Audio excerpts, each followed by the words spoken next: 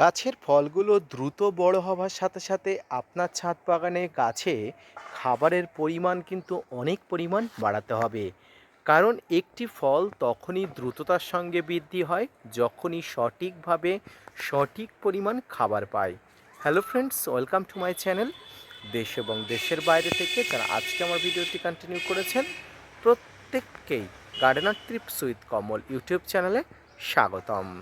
ছাদ বাগানে আজকের ভিডিওর আলোচনার বিষয়বস্তু হবে গাছ ভর্তি যে খুব ফল এসছে, এই ফলগুলোকে খুব দ্রুততার সঙ্গে বাড়ানোর জন্য আপনাকে কি কি পরিচর্যা করতে হবে। এক কথায় সবেদা ফলের দ্রুত বৃদ্ধির জন্য আপনাকে কি কি পরিচর্যা করতে হবে, কি কি খাবার দিতে হবে, কি কি অনুখাদ্য মাইক্রোনিউট্রিয়েন্ট ব্যবহার করতে হবে, তাই নিয়ে থাকছে আজকের ভিডিওটি। না স্কিপ করে কন্টিনিউ করুন।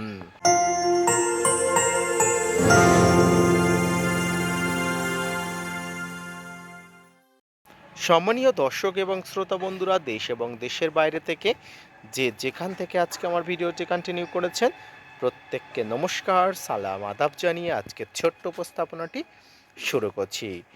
সবেদা আমাদের প্রত্যেকের প্রিয় একটি ফল, সুস্বাদু একটি ফলের মধ্যে এই ফলটি কিন্তু অন্যতম। আর সবেদা ফল গাছে ফল ধরার সাথে সাথে আপনাকে পরিচর্যার পরিবর্তন করতে হয়। সবেদা গাছে ফল বৃদ্ধির সঙ্গে সঙ্গে গাছের খাবারের পরিমাণ আপনাকে উল্লেখযোগ্যভাবে বাড়াতে হবে। প্রথমে যখন আপনার ছাদ বাগানে সবেদা গাছের ফুল আসে তখন কিন্তু খাবারের পরিমাণ যথেষ্টভাবে কমিয়ে রাখতে হয়। ফলগুলো যত বৃদ্ধি হয় অর্থাৎ গুটিগুলো যত ধরে, এই গুটিগুলোর সঙ্গে কিন্তু খাবারের পরিমাণ বাড়াতে হয়। সবচেয়ে গুরুত্বপূর্ণভাবে যে খাবার বাড়াতে হয় সেটি হলো মিশ্র খাবার। আর মিশ্র খাবার ছাদ বাগানে এই সময় সবেদা গাছের জন্য অত্যন্ত গুরুত্বপূর্ণ। আর এই মিশ্র খাবারের মধ্যে কি কি খাবার থাকে সেটুকু আপনারা সবাই জানেন। তবুও যারা নতুন ছাদ বাগানি আজকে ভিডিওটি নতুন দেখছেন তাদের উদ্দেশ্যে বলবো, শেংকুচি, নিমখোল, হাড়গুঁড়ো, ভার্মিকম্পোস্ট, সর্ষের খোল, বাদাম খোল, এসওপি, বিভিন্ন ফাঙ্গিসাইড একত্রে মিশ্রণে আপনার ছাদ বাগানের যে খাবারটি তৈরি হয় দ্যাটস কল মিশ্র খাবার। এই মিশ্র খাবারটি ছাদ বাগানের যে কোনো গাছের যে কোনো ফলের জন্য গুরুত্বপূর্ণ।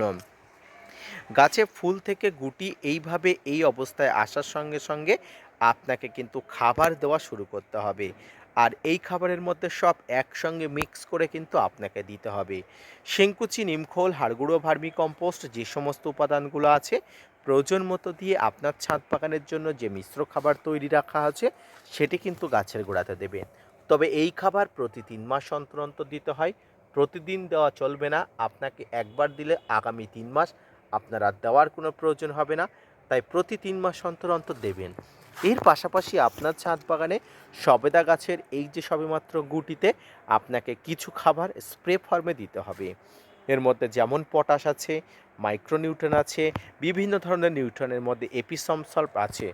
পটাশ গাছে দিতে হবে এই কারণে যাতে গাছের ফলের মিষ্টতা অত্যন্ত গুরুত্বপূর্ণভাবে বা উল্লেখযোগ্যভাবে বৃদ্ধি পায়।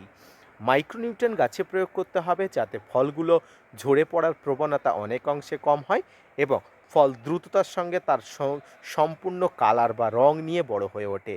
এবং এপিসম সল্ট বা ম্যাগনেসিয়াম সালফেট গাছে প্রয়োগ করতে হয় এই কারণেই যাতে গাছের পাতাগুলো অনেক সময় দুমড়ে মুচড়ে কুঁচকে যায়, ফলগুলো কালচে হয়ে যায় এবং ফলগুলো যাতে খুব দ্রুত ঝরে না পড়ে তার জন্য কিন্তু আপনাকে প্রয়োগ করতে হয়।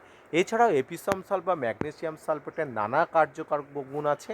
এগুলো কিন্তু যথাযথভাবে আপনার ছাদ বাগানের জন্য অত্যন্ত গুরুত্বপূর্ণ। প্রতি 7 দিন অন্তর অন্তর আপনার ছাদ বাগানে এই ধরনের সবেদা ফলদ্বারা গাছের ফাঙ্গিসাইডও স্প্রে করতে আপনি ভুলবেন না। ফাঙ্গিসাইডের মধ্যে সাপ, ম্যানসার, Bavistin, Ridomil Gold, Blitox, blue copper, অ্যাম্পারটিফাই, প্যামিস্টার টপ, অ্যান্ট্রাকল এই ধরনের ফাঙ্গিসাইডগুলো ব্যবহার করবেন। 7 দিন অন্তর অন্তর আপনার ছাদ বাগানে মাইক্রোনিউট্রিয়েন্টের ব্যবহার করবেন। এখানে মোবোবিন বা মোবোবিন বা আপনি যে কোনো ধরনের মোবোবিন বা অন্যান্য যে মাইক্রোনিউট্রিয়েন্টগুলো আছে সেগুলো ব্যবহার করতে পারেন। তবে আমি আপনাকে ওয়াটার সলিউবল বোরনের কথা অবশ্যই বলবো।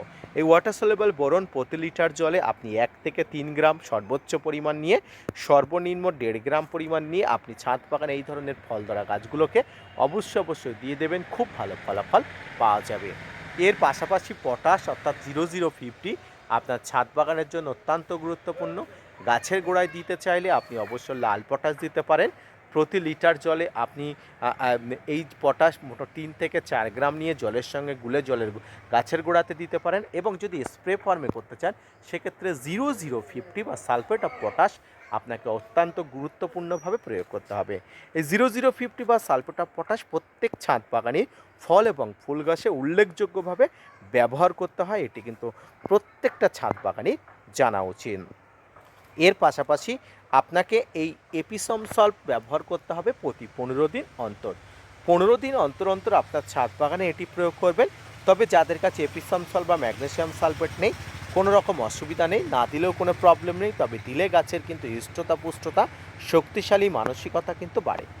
সম্মানীয় দর্শক বন্ধু, এই ছিল ছাদ বাগানে সবেদা ফলগুলো খুব ভালো রাখা, দ্রুত বৃদ্ধি হওয়া এবং সবেদা ফলগুলো খুব দ্রুততার সঙ্গে হারভেস্ট করার যে উপায়, সেই উপায় আশা করি বুঝতে পেরেছেন। গাছে ফল আসার পরবর্তীতে আপনি কী খাবার দেবেন সেটা যেমন আপনি বুঝলেন, ঠিক তেমনি স্প্রে ফার্মে কী খাবার দিতে হয় সেটাও বললাম।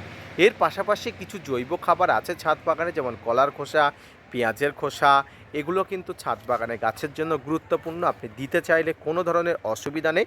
তবে মিশ্র খাবার দেওয়াটাই সবচেয়ে বেস্ট এবং তরল খাবার হিসাবে এই খাবারগুলো আপনি 15 দিন অন্তর একবার দিলেও কোনো ধরনের কোনো অসুবিধা বা প্রবলেমের মধ্যে আপনি পড়বেন না।